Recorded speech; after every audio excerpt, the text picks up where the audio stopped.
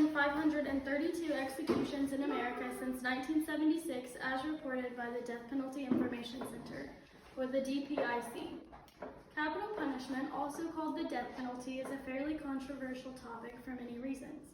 There are many things involved in the death penalty and why it is so controversial, such as cost, innocence, arbitrariness, and execution styles. The Death Penalty Information Center states that in Texas alone, there have been 570 executions since 1976, which is the highest number out of all the states in the U.S. In this speech, I will explain what I have learned about the death penalty in America with a focus on the state of Texas as a result of the many hours of research that I have conducted. Since the death penalty has existed, many things have changed, but I believe there is more change to come. Let's start with cost. A big concern for the people is the cost to house and care for the people for the entirety of their life if a person is to be sentenced to life without the possibility of parole rather than being sentenced to death. However, according to the Death Penalty Information Center, seeking and following through with the death penalty ends up being more costly than life without parole. When a death penalty is sought, it is rarely imposed, and therefore the money that was spent on lawyers, jury selection, trial, and appeals is essentially wasted. Even when the death penalty is imposed, the defendant will end up spending many years of their life in prison before they're even put to death. The Texas Tribune states that of the 204 inmates currently on death row in Texas, the average amount of time that they have been on death row is 16 years and 8 months. There are a few men that have even been on death row for over 40 years. The DPIC states that it costs about 3 times as much for a death penalty case than it costs to imprison someone for 40 years at the highest security level. Now that we know the costly aspect of capital punishment, let's tackle the innocence of the defendant.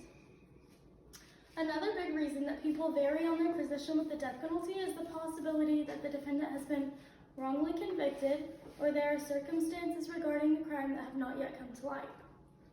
According to the DPIC, there have been 185 total exonerations since 1973. In Texas, there have been a total of 17. I conducted a survey with 10 people to see what kind of results I would get in regards to if the death penalty should be legal.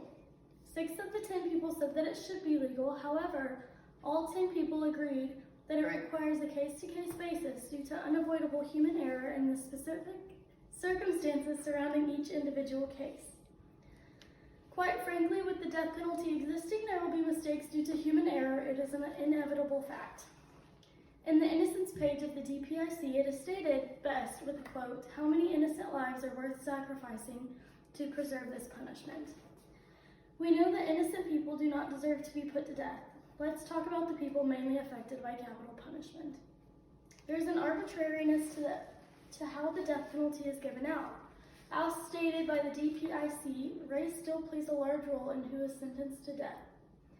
On the fact sheet of the DPIC, it shows a fairly equal percent of white and black people that are on death row with a roughly 1% difference. While this feels like a sense of equality, there is a fault to it. The fact sheet page of the DPIC also outlines that 75% of murders that had a white victim resulted in the execution of the defendant, while only 16% of murders committed on black people resulted in the defendant receiving the death penalty. This creates a sense that a black and white life have 2 different values. I interviewed a former educator of ethics, Bill Kalame, and asked his thoughts on the death penalty. He does not believe that it should be legal because of the value of a human life. He believes that it should not be legal simply because it mainly affects the minorities and the poor, and that our criminal justice system has a tendency to target those people. The only thing remaining is how it is done and if it's considered ethical. There are a few different ways that executions have been done over time. It has changed quite a bit to make it slightly more humane. The DPIC states that there have been 5 different execution styles throughout time, although now there is only one that remains still in use. The 5 styles include lethal injection, electrocution, lethal gas, hanging, and firing squad. Lethal injection is the most common and mainly the only one used. It is still technically legal in 32 states, and there are 1,352 executions by this method so far. Electrocution is pretty uncommon. and it is still technically legal in 9 states.